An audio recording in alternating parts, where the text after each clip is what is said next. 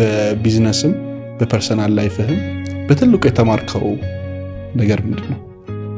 ከህይወት ነው። በህይወት ዘመኔ ከ10 ዓመት በፊት 17 ጊዜ ታስሬያለሁ። ይሄው ምስራት ደግሞ አንድ ጊዜ ኡጋንዳ ውስጥ ነበር፣ ኬንያ ውስጥ ለ3 ወር ታስሬያለሁ። ኢትዮጵያ ውስጥ በአዳማ ክርችሌ ረጅም ፍርደኛ ነበርኩ። ከዛም ደግሞ በረጅም ጊዜ በመልካም ሰዎች ግብግብና በቤተሰብ ጣልቃ ገብነት ነፃ ተብዬ ወጥቻለሁ። ኬክና ዳቦ መጋገር፣ እነ ብስኩት መጥበስ፣ ጀላቲና ሳምቡሳ ማዞር፣ ሊስትሮ መጥረግ፣ እነ ዘርጋው ቡቲክ ሳልባች አዙሮ መሸጥ፣ በቃ ምን ልበል ከንግድ እስከ መቀጠር። ግን እነኛ አይደሉም አሁን ባለሀብት ያደረጉኝ፣ እነሱ ለግብአት ነው የጠቀሙ።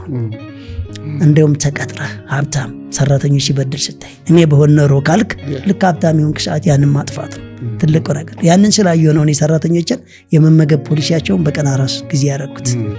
ሱዛጋ የሚራብ ሰው እርቦት እንደፈለገው ካልበላ ሌላ ልክ በቅዳሜና በእሁድ ቀን የሆቴል አስተናጋጅ ሆነ ሰው ቁርጥ እያዘዘ ክትፎ እያዘዘ ቅቤው እየሸተተ አንተ እዛ ጋር ሽሮ ነው መብላት ያለብህ ስትባል ቡሌ እንኳን እንዳበላ ስትከለከል ያለ ሲቀይ።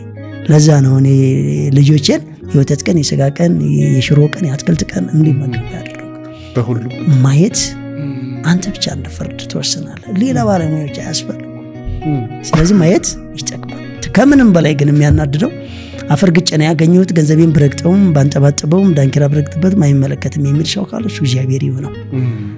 ላይክ ያርግልኛል የኔ ፓራዶ መስተዋት ግጥም አድርጌ የሚሄድ ከሆነ ከዛ አንዱ ስጠኝ የሚል አንዱ ሊቀማጁን የሚዘረጋ አንዱ ሊለምን የሚያሳዝን ሰው ካለ ምንድን ነው የሚሰራልኝ? ቆመ ባልክበት ቦታ ዝም ብዬ የከበበው ሰው እየተደገፈ አመራር አንተ መኪና። ስለዚህ አብሮ ማደግ የግድ ነው። እነኛን ሰዎች እንዲያድጉ ጊዜ መስጠት ግድ ማለት እኔ ከህይወት የተማርኩት በዋናነት ይሄ